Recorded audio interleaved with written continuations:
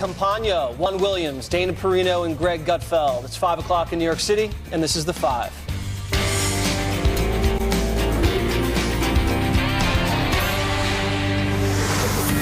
This is a Fox News alert. The hunt is on to find out who is responsible for sending suspicious packages with suspected explosive devices to several prominent Democrats, including former President Barack Obama and Hillary Clinton, and also to CNN's New York City offices. We have Team Fox coverage with John Roberts at the White House and Brian Yennis in Chappaqua, New York. First, let's go to Brian near the Clintons' home in Westchester County with brand new information on the FBI's involvement in this investigation. Brian. Jesse, the FBI says the packages sent to former Attorney General Eric Holder, the Obamas, the Clintons, George Soros, and to CNN were all similar. They were all the same type of packaging. The potential explosive devices were packed into heavy manila envelopes with computer-generated headers. They all had 6 American postage stamps, and all of the packages had a return address of Congresswoman Debbie Wasserman Schultz in Florida, and her name was misspelled. Now, on Tuesday night, a package sent to the Clintons was intercepted before it even reached their home here in Chappaqua, New York. A screening technician spotted it at an off-site facility where they check all of the Clinton mail. Now, President Bill Clinton was at home at the time. Former Secretary Hillary Clinton has been campaigning in Florida. Meantime, this morning, this explosive device was mailed to CNN's headquarters in New York. It was addressed to former CIA Director John Brennan, who is a contributor at CNN. It contained wires and a black pipe. There was also an envelope filled with white powder. Now, the Time Warner Center was evacuated. The bomb was moved by a concrete truck, brought to a bomb squad facility to be examined, and then safely detonated. Now, here in Chappaqua, we are just 15 minutes away from the home of George Soros, the billionaire philanthropist and mega Democratic donor. And you'll remember that on Monday, a package was delivered to his mailbox. Now, investigators are now looking at surveillance tape to determine whether or not that package, which had an explosive device, was hand-delivered, put into the mailbox, and not brought there via the mailing system. Jesse. All right, Brian, thanks very much.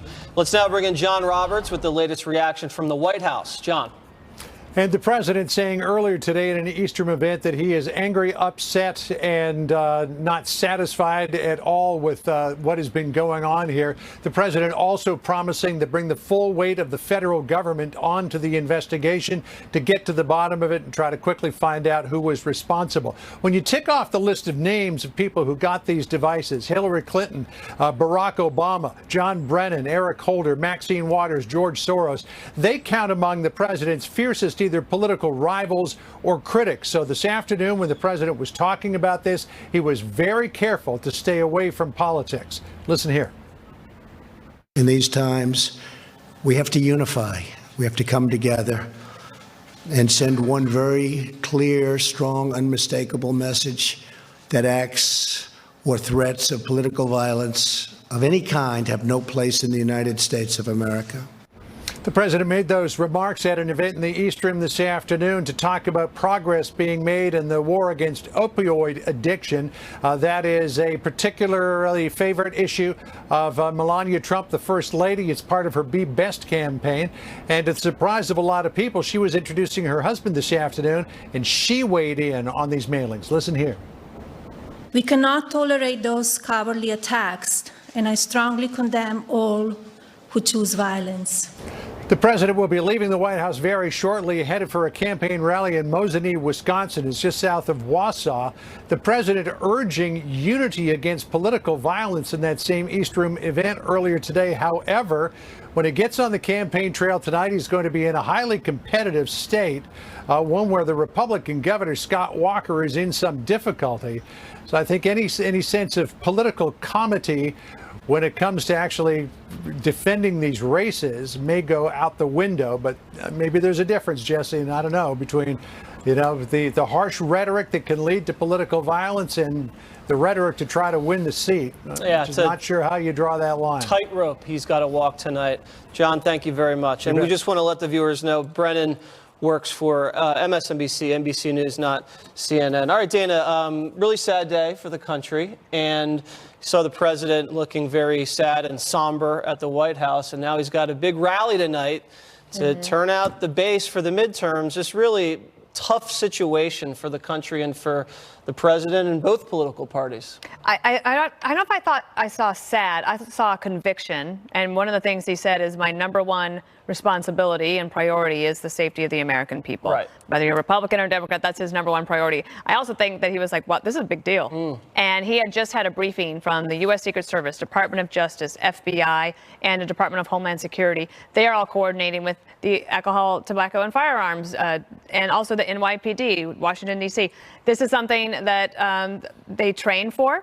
They plan for. It is unfortunate. The good news for America is that the U.S. Secret Service, very good investigators. Right? They have great leads. They have an ability to track this stuff down. Plus, thankfully, because none of these devices detonated, they have the evidence to be able to look through, find the fingerprint, cross-check it with possibly any social media post. I'm not trying to downplay it. It's extremely serious. There could be more out there, but the full weight of the American justice system and our investigative capabilities makes it much more likely that this individual or this group will be caught sooner than later. Hopefully as soon as possible. Greg, what do you think about the targets here? All high-profile Democrats, former presidents, and very harsh critics of this president. Just a series of mail bombings sent to these individuals. Does this make any sense to you? You could draw a number of conclusions. You could say, well, this is somebody who doesn't like these people. That would be the obvious thing. Right. But I would say that this is not a normal act. So don't act like it's a normal act by a normal person triggered by rhetoric. It's an act of terror by likely a deranged perpetrator or a group. But I'm always, when I look at stuff like that, it looks almost always like it's a single person, but I'm a wait and see guy. So I don't want to I think in times like this, you should have less speculation, not more speculation. The problem with cable news is you're required to fill time and speculate. But I realize that when it comes to mass shootings and suspicious packages and certain events, the first conclusion is often, the first conclusion on Twitter is never the right one. The guy that comes out first usually ends up looking like an idiot. So you need, I think, less speculation is better. But I want to say that this illustrates how easy it is to disrupt a free society simply with fear and panic. One person or a handful of people can have an impact of millions with boxes, pipes, and postage. And it's and I think the upside to this is that it is so shocking because it's rare. And we have to remind ourselves it shocks us because it's rare. Because back in the 1970s, this wasn't rare. This was a common problem. There were actual terror groups, domestic terror groups, more than a handful of them who were setting bombs, pipe bombs, trying to kill police officers, actually blowing up themselves. This was a regular thing after, in the early 70s, mid 70s. So this is a rare, disgusting event. It's an act of terror. But to go and try to speculate on anything without first having an arrest or a suspect, I'd stay away from it. I think recently Trump family members received white powder in the mail, and then some Trump cabinet officials, Juan, received ricin. But this looks like it's taken to a whole nother level when you look at the level of Democratic, office holders, former presidents, former attorney generals, and George Soros, who's, very, very influential person in the Democratic Party in terms of fundraising and things like that. What do you make about today's events? Well, when I was listening to you guys talk about the rally tonight and how the president would have to walk a tightrope, what strikes me is that his rhetoric is quite incendiary at these events. And I don't think that this is representative of his supporters in any way, but I do think that there are people out there who hear him very clearly when he says, those Democrats lock up Hillary Clinton, Barack Obama, he's not really an American. And these people want to do away with ICE. They don't want borders. These are people who want to turn America into Venezuela. I mean, the rhetoric. And then, of course, he's the one who always says, go ahead and punch them. I'll pay your legal bills. The big problem around here is that we don't want to hurt anyone anymore. That kind of rhetoric, I don't care if you're a Republican or Democrat, really does invite violence. And then you see this today. And of course, I think for people on the left, the instinct, and I think it's a mistake, would be to jump and say, I know exactly the source of this. The fact but you just did. No, I didn't. You just said it's rhetoric. No, I said that what you see at those rallies, and I think that you and Dana both spoke to this, at times he uses fear to stir his base. So you're implying that caused this? No, I'm implying that is the environment, Greg, that we live in today in the United States. And I think it's the one that paints our political opponents as people who are not Americans, not patriots, not worthy. And I think then it invites the kind of lone actor, someone who may be deranged, to engage in this very destructive behavior. Well, Emily, do you draw a line between the president's rhetoric and today's events? I do think, with all due respect, Juan, that it's a bit irresponsible to directly make that assumption, to make that tie that rhetoric causes. Just recently, we had a former Democratic staffer that was arrested, charged with multiple felonies for doxing 3 GOP senators. Certainly, you can't isolate not only the rhetoric, but also the actual acts. And that brings me to my next point, which is that we shouldn't isolate this, or we should include a larger spectrum of what this act means. And by that, so this was, there was an explosive device. There was also powder, as you pointed out. That's kind of two different things. When I got my death threat as a federal acting director, I was able to call in FPS, Federal Protective Service, OPD. I mean, they were at that guy's doorstep within 30 minutes. And my point is that the resources, there's a whole spectrum of them dedicated to ensuring that nothing does fall within the cracks, and that they treat every threat, you know, the word credible threat, that's a misnomer. Every threat is credible. Nothing is isolated or ignored, because all it takes is one, and that speaks to the integrity of the Secret Service, and as well as the FBI and the other agencies. Yeah, the Secret Service did an excellent job today and continue to do an excellent job. And we're going to be following the story, more breaking news on the suspicious packages ahead. But first, Democrats doing a major flip-flop on immigration. And we're going to show you the video next on The Five.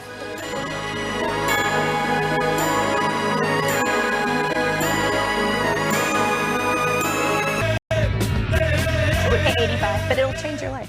What happens when Democrats are in charge? Sometimes they grow up.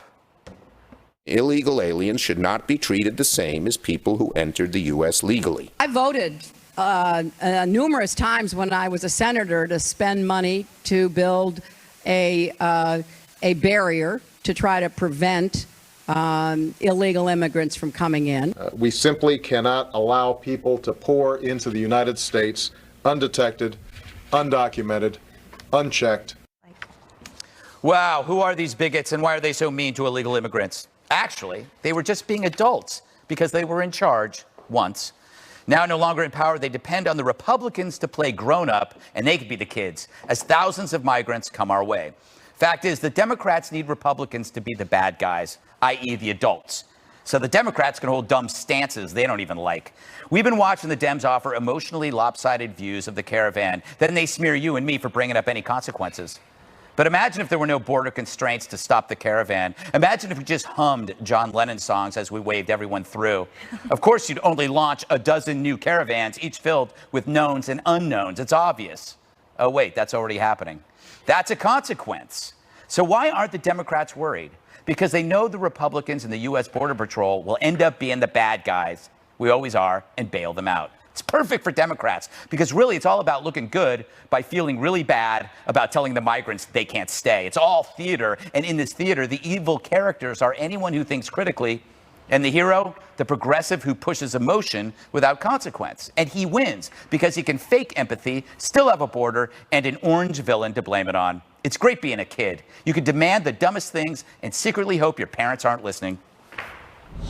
What do you think of my theory, Dana, that the Democrats actually need the Republicans to be the bad guys because they know that they're going to pull the Band-Aid off. They're going to ground the students. You know what I mean? I was thinking of a blind taste test, but a blind read test. So take comments from Republicans and Democrats when they were in charge with Obama for 2 terms, and then Republicans for the George Bush terms, and then President Obama's. Blind test. Yes. And read them. And I think that you would be hard-pressed to find any disagreement. That's what's so frustrating about this issue. So my theory, Emily, is when you're out of power, you can say things that you really don't mean. And then when you get in power, suddenly you grow up and go, well, you got to have a border.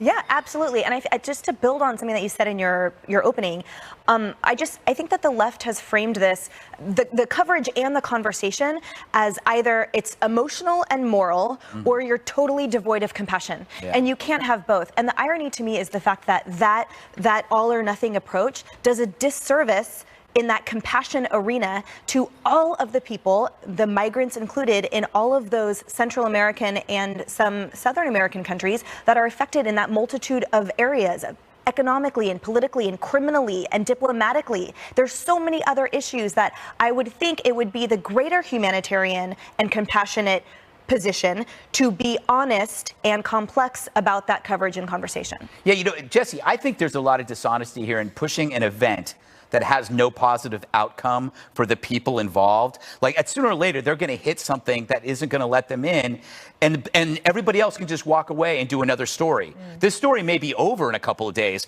but you know what? We've incited a couple of caravans, and they're going to fail at some point. They are. And I'm the most compassionate guy at this table. I believe that.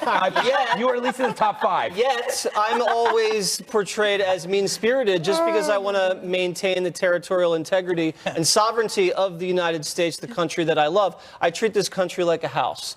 I want to know who's coming in. And I want to invite them when they come in. And I think every American agrees with me. And I want hungry foreigners to come to America and make money and achieve success. But I also don't like foreigners controlling U.S. immigration policy. I'd like Americans to control U.S. immigration policy. So when you see a bunch of impoverished, strangers from Central America kind of hostilely rushing north, and they're chanting things about our president, and they're wearing T-shirts that kind of are a little offensive, and they're paying coyotes cash, and then they meet up with a bunch of lawyers from the ACLU south of the border, and they're coached on what to say in order to get asylum. A lot of Americans look at that, and they're a little uneasy with that. All we're saying is don't cut in line. Come here in an orderly process. We want a fair and orderly immigration system, but we also want compassion for Americans. Yuma in, I think, Arizona, this town is being overwhelmed by immigrants who are just dumped there by the Border Patrol because they can't hold them. And the townspeople and the citizens of Yuma, Hispanics, blacks and whites, American citizens, are feeling like, what is happening to our town? We didn't vote for this. Where's the compassion for them? Juan, there's a second caravan already starting. Obviously, it's not like they're getting encouragement by seeing this one before them, and then they just start another. That's why this is so. That's the consequence of this. I think it's a consequence of the failure of this president to enact any kind of immigration policy, and obviously, the horrible things he was doing to children at the border has not acted as a disincentive. In fact, now we see incidents like this. Same things Obama was doing. I wanted to say to you, Greg, that to me, as I was listening, I was thinking to myself, wow, so I guess the Democrats clearly are not people who are opposed to borders or opposed to keeping illegals out. What we saw at the top of this segment was Democrats saying we need borders, we need legitimate protection, but maybe we don't need a wall that's not going to be effective. But the second thing to say here is that, again, you demonize people, and today, right-wing media sites were showing a picture of what looked like a beaten Mexican cop and suggesting, oh, this was happening in terms of the caravan. The picture was from 2012. But again, it's on Facebook. What does that have to do with me?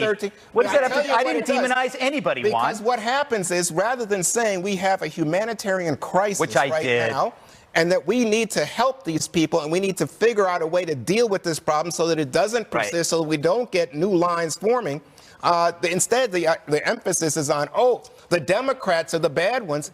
Geez Louise, I wish that Republicans would say, you know what, I understand somebody's pushing a fear button, and it's the kind of thing that then leads people to conclude, we should go after the Democrats. Juan, I think it's unfair to say that the Republicans don't want to fix the problem. Republicans have tried to fix the problem, try to change the loopholes in the law through Congress and build a wall. And when you say that the wall won't work, I disagree with you. Democrats don't want the wall because they know it will work. It won't work. But why won't the wall work? Let me just answer the question. Because why won't the wall work? I'll tell you very quickly if you want. I mean, the answer is that most people who come into this country illegally come and overstay visas, and they come on airplanes or boats. So the wall is not going to prevent people from coming over on an airplane. I agree with you. I'm saying migration on foot from the south. No, it's not. How does the wall make no sense? We already have fences and gates and fences. You already wasted it with an airplane. Is the Democrats' dream of a midterm blue wave dead? That's next.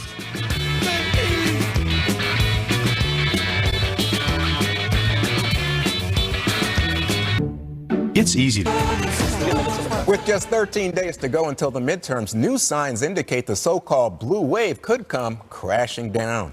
Early voting in key battleground states shows Republicans turning out in much bigger numbers than Democrats, especially in pivotal House, Senate, and gubernatorial races. All this plus former Obama officials now sounding the alarm.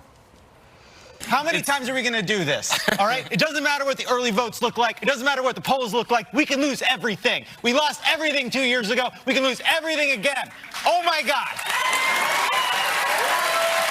Stop reading polls. So, Emily, what do you make of, you see these former Obama administration officials, you see Democrats now, I think everybody's saying, oh, it's going to be close. We always knew it was going to be close. Are they just covering their tracks because they were talking about a blue wave? Probably, and I think also there was a bit of danger associated with calling it a blue wave because that might lead to complacency with the voters. I do think that in wake of or in light of or ironically after the whole Kavanaugh debacle, I think women are being courted politically more than any other midterm election, which is interesting. And also I think no polls matter except for the poll after the election of who voted. You know what I mean? Everything's always going to be probably wrong. There's a huge margin of error. We've learned that multiple times. And I think the races that matter or that will be very fascinating are the ones outside of Washington, the state legislators and the governors. And that, I think, is where a lot of policy will be driven moving forward, especially with the climate we're in terms of the state laws. That's going to be an interesting arena moving forward. So, Jesse, a lot of concern about what the messaging is. The president has been traveling principally to red states and oftentimes to rural areas. He doesn't go near the cities. But it looks like he's saying, you know what, I'm going to charge up my base. Are those the people who are voting early? Yeah, obviously, it's a midterm, but I think this is a real curveball, a kind of an October surprise, not a political conspiracy with these bomb mailings, but it changes the entire midterm dynamic in a huge way. Think about it. Right now, it takes the caravan completely off the front page. It really puts Kavanaugh more in the rear mirror. And then the mob narrative, it doesn't neutralize it, but it definitely slows it down temporarily. So I think the president right now has to think to himself, right now, he's not dominating, and he's 99% dominating and usually never on the defensive. But he's going to be a little bit on the defensive after these bombings, or attempted bombings, because the media is going to blame him. And they've already started to blame him. So he has a choice. Does he sit back and try to rise above it, or does he fight back? He's going to fight back, and he's going to say something, and there's going to be a big brawl. You can just see it now. Democrats probably feel a little vindicated when they look at some of these attacks, because they think, we've been saying that the president's rhetoric is going to cause violence and cause a political civil war in this country, and look what is happening. Republicans are probably looking at this and thinking, you know what, probably feeling a little bit guilty if it's some crazy right-wing psychopath, and a little bit depressed and feeling sad. And independents, I think, have kind of started to feel a little calmer with the Trump presidency. But this really brings a whole lot more instability to the Trump presidency. So I think they're a little unnerved by what's going on. So our local media maven is Dana Perino. And Dana, I wanted to ask you about messaging then. The Democrats have been focused on health care as the message, and it looks like they're continuing to do so, despite the fact that it now looks like the Senate really is going to stay red. Well, there's different reasons for that, but the Democrats focus on health care for a good reason. Every poll shows, including the Fox News poll, it's the #1 issue on everyone's minds. So I do think that the Republicans didn't realize that the issue of pre-existing conditions, no matter how many times they say we are for covering pre-existing conditions, there is just a way for the Democrats to get in there and get under people's skin and worry people about it. 2 weeks is an eternity. The political winds can change, but two things will be for sure happening. One, President Trump will continue to saturate the airwaves. There's a strategy that worked for him in 2016, and he's going to ride that to the end. But the other thing is that the 2020 Democrats have realized that Elizabeth Warren getting out last week and trying to show that she's Indian Native American, it fell flat. So you don't see a lot of the 2020 Democrats getting out ahead of the midterm elections. They're going to wait until the starting pistol goes off, and that will be at midnight on Election Day. So, Greg, what do Republicans do for messaging? We heard, Dana said they were right to focus on health care, but you've heard like Mitch McConnell, Senate Majority Leader, say, yeah, the deficit's exploding after the tax cuts, but that's because of entitlement spending, not necessarily because of the tax cut. That's true. How do you make sense? We've got a great economy right now. We've got some incredible achievements in the last 2 years that you could point to in the fact that this is probably one. Who would have thought that Donald Trump would help negotiate peace in the Koreas is kind of incredible. You got like almost non-existent unemployment, jobs not mobs. You think that's a bad motto? It's not. It sticks compared to what the Dems have, which is nothing. Speaking of which, we hung a segment on those three stooges. Those guys actually worked for Obama. They look like they remind me of the guys with clipboards on the street trying to get you to sign to help pay for the Greenpeace tugboat. I mean, either that. I have a minute. Yeah, do you have a minute? Or they're at the electronics kiosk at the airport. But how can we take that seriously? That's hilarious. I think the Democrats, and they're wrong. The Democrats are in such a commanding position that if I were a Democrat, I wouldn't even worry too much about voting. It's in the bag. I would say on voting day, if you're a Democrat, start partying early. Maybe start the night before, get hammered. Yeah, it's all in the bag. Don't go out. It's done. But you got this. That, folks, was the latest form of voter suppression, courtesy the best I have. Greg and Jesse. Hey, you young people, you white women, stay home. Stay home. These guys have got it. They're going to the polls. Brand new developments on the investigation into who may be responsible for the suspicious packages sent to Democrats today. All that right here on The Five. We'll give you the latest when we return. His alert, investigators are working to determine who is responsible for targeting high-profile Democrats and CNN with suspicious devices. The NYPD says they appear to be from the same person or persons. So how will the investigation play out? Let's go to senior correspondent Rick Leventhal with an update. Rick?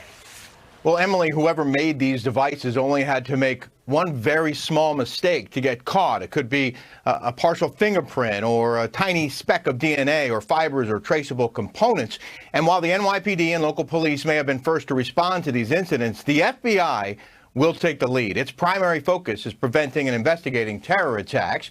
And of course, this device described as a pipe bomb could be described as an attempted terror attack and appeared to be a legitimate threat, which is why it was transported by the NYPD in a special truck known as a total containment vehicle to a facility in the Bronx that's used to investigate and detonate suspicious packages and unexploded ordinances. But in this case, authorities do not want to blow this thing up, of course, because it's evidence. Once it's rendered safe, the FBI will take possession and likely move it to Quantico, where they'll examine every inch of it. What are the materials used? Where were they purchased? What similarities does it have? Not just the other devices sent this week, but devices found in past months and years. How sophisticated is it? Was it built from instructions off the internet or by someone with military training? And they've no doubt already obtained surveillance footage from the facilities where these devices were mailed from. One thing the FBI has proven it's very good at is investigating after incidents. So there will be clues, and the FBI most likely will find them. Emily? Rick, thank you for that. President Trump is condemning the political attacks while also calling for national unity. This egregious conduct is abhorrent to everything we hold dear and sacred as Americans. We're extremely angry, upset, unhappy about what we witnessed this morning, and we will get to the bottom of it. So, Jesse, will we have unity, or is there going to be more blame game? Well, I remember after the Scalise shooting, there was a call for national unity which lasted about a week. And so I don't expect any sort of national unity now to last any longer than a couple of days. Unfortunately, this country is so divided that something even as heinous as this isn't going to bring us together. With that said, everyone's speculating on the motives. We still don't know the motive of the Las Vegas shooter. So for people to think we're going to get to the bottom of this now, they have no clue. These investigations could go any way. Right now, all signs are pointed to some lunatic right-wing psychopath, loner, or a group of people. But you don't know what the investigation could find. It could find anything. So I think it's just safe for everybody just to wait and see what happens, and then we can comment on facts. And so, Juan, today we've had now threats and suspicious packages for both political figures and also in media. And just recently, we had the Capitol Gazette newsroom being shot up and multiple people killed. So how do you account for that lack of memory and that goldfish memory that the nation seems to have, that week of unity that Jesse just described? Why is that?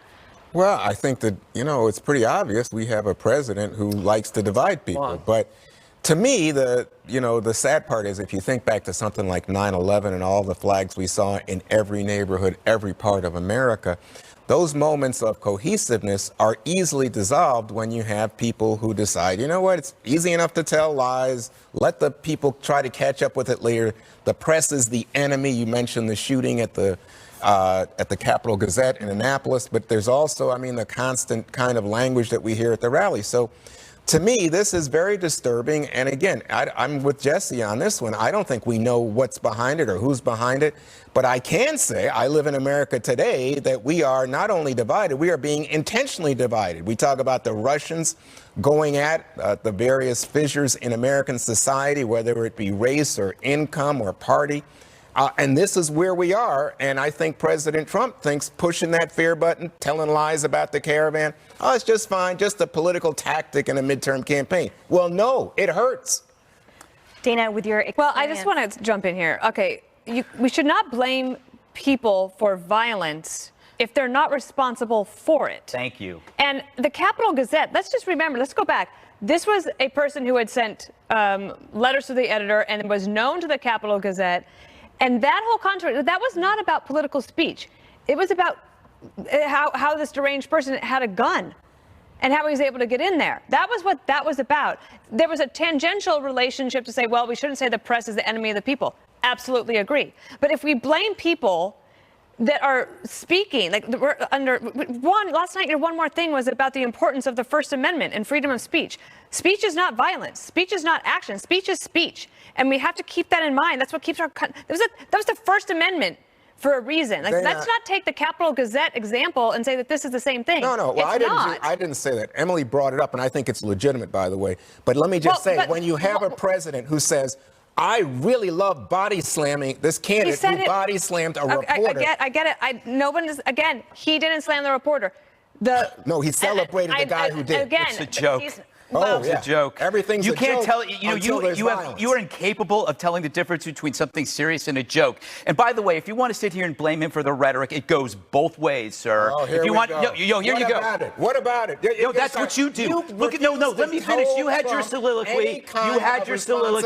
If you want to blame rhetoric, if you want to blame violence on rhetoric, everybody is guilty, okay? You could go after the networks for specials on police brutality, linking that to the death of cops. You could talk about how much anti-Trump coverage there is, and you could link that to perhaps death threats against him. It's something that is so meaningless. If you blame rhetoric, then you let the real people off the hook, and some of those people just happen to be fringe frickin' psychos who hijack the news, and you're using it to bash Trump, which is kind of despicable because you do this every day. You'll take anything you can and throw it on Trump. And it's so comical. At a point, it's funny. It's funny to me. Imagine that, because Trump goes off about Democrats as responsible for turning us into socialists, remember? Not only that, what about lock her up? Press is the enemy of the people. Yes. George Soros. And that caused violence. Fake news is the enemy of the people. If you're going to slam them, let's slam them accurately. Well, I think that you purposely close your eyes anytime you say everything. Trump's just talking. It's just that's me. I was so good on Trump when he was running for president. I was one of the most critical people here. Just go, Emily. You can drive. Okay, all right. Don't go anywhere, you guys. We're going to lighten things up with Wild Card Wednesday next. Yay. Stand by. It's Wild Card Wednesday. We each picked a topic, put them in this hat. None of us know the others' stories that were selected, so I'm just going to pick one out here. Okay, number one is this. San Francisco now has a Snap Crap app to help residents report poop on public walkways. It's a new free application that lets people figure it out. You can take a photo, send it to the city, hopefully get it cleaned up. Greg, was this yours? No, it was mine. You're Bay Area, so you know it's so sad. Totally. And here's what I want to say about it. That it took someone not from the Bay who moved to the city, a guy from Vermont, to figure out this app, to create the app, and it's free, and you just text it when you need not only human feces, but also used needles. And the year prior, like direct calls into public works in the city, it was over, let's see, I wrote it down, 24,000, all right, a little bit less, but 24,000 direct calls to public works. That's a lot. Who even knows that number? So he created this app, and as my home city across the Bay, I just find it the whole city such a shame. I mean, their politicians are full of crap, and now their city's full of crap. Do you know that I had to take an escalator, and when I was coming out of BART, the escalator was broken, and it was one of the tall escalators. And I told you this, and I said, why? And he goes, well, because it's clogged with feces. And they had to open up the whole escalator and This dig is not fair to your fellow human. or to our viewers who are eating. Okay, next one is report. 25% of millennials say they're suffering from PTSD because of the 2016 elections. Psychological study. I mean, come on, guys. Their average stress score was similar to those of witnesses of a mass shooting 7 months after the incident. That's an insult. It is. to It's those really people. pathetic. This was Insult to mine. veterans. So, okay, so this is like a couple months after experiencing firsthand a mass shooting. Think about how psychologically scarring that would be. Like, a school shooting, watching your friends getting blown away by some. That's how people feel about Trump's election. Can you believe that one? How scary is that? Yeah, but I can believe it. No. You know what I think? Are you suffering? I remember the election night, Chris Wallace said to me, he said, buddy, you're going to have a rough 4 years. So How about 8? But you know what? I think you don't understand. This gets back to what we were discussing earlier in the show. How divided Trump has made this country. Okay, but you can have division, You can do that later. That you have PTSD like veterans. Do you have time for one more? Okay, $10,000. Sleep coaches are like personal trainers for your dreams. Growing number of people, oh my gosh, are turning to sleep coaches and sleep centers to help them catch enough shut-eye.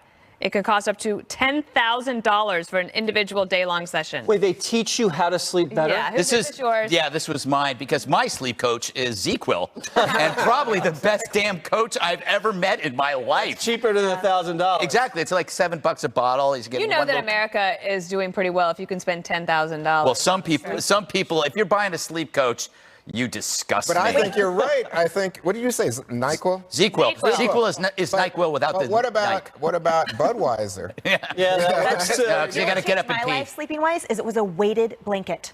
Have you guys heard of this? Oh, yeah. It was a gift. I tried it out. I passed out immediately. It was, I was Because like you a couldn't chicken, like breathe? a nap. It's amazing. So weighted, but All far right. less expensive. One more thing is up next.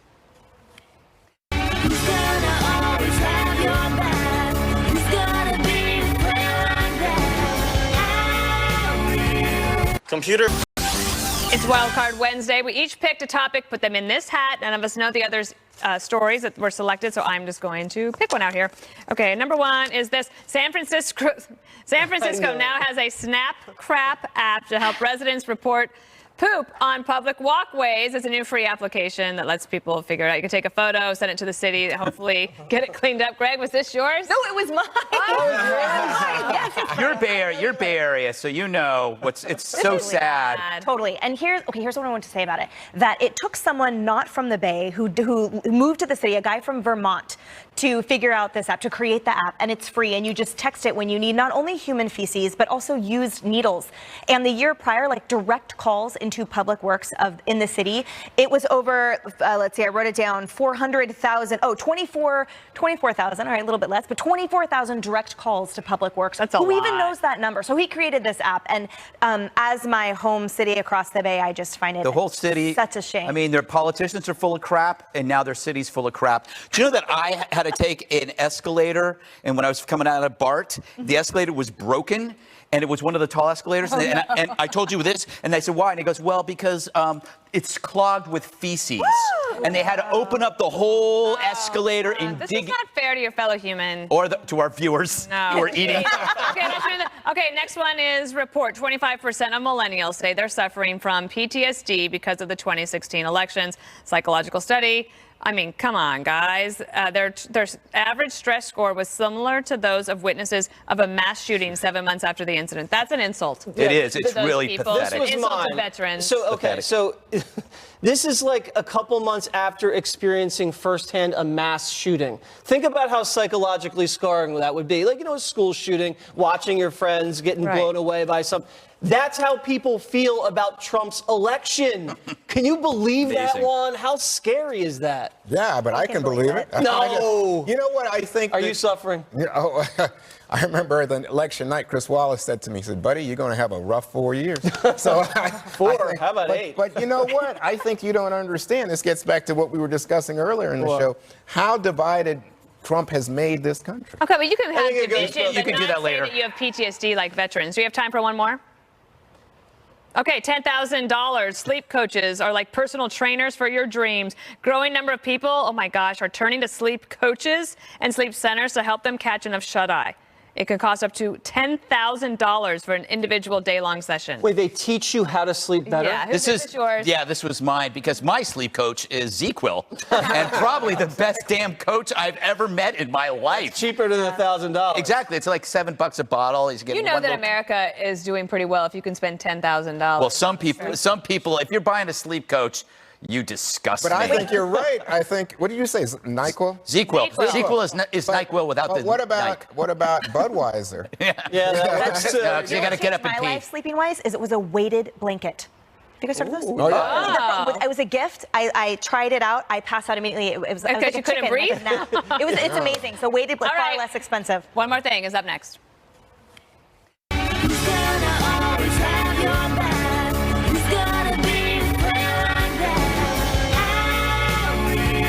Computer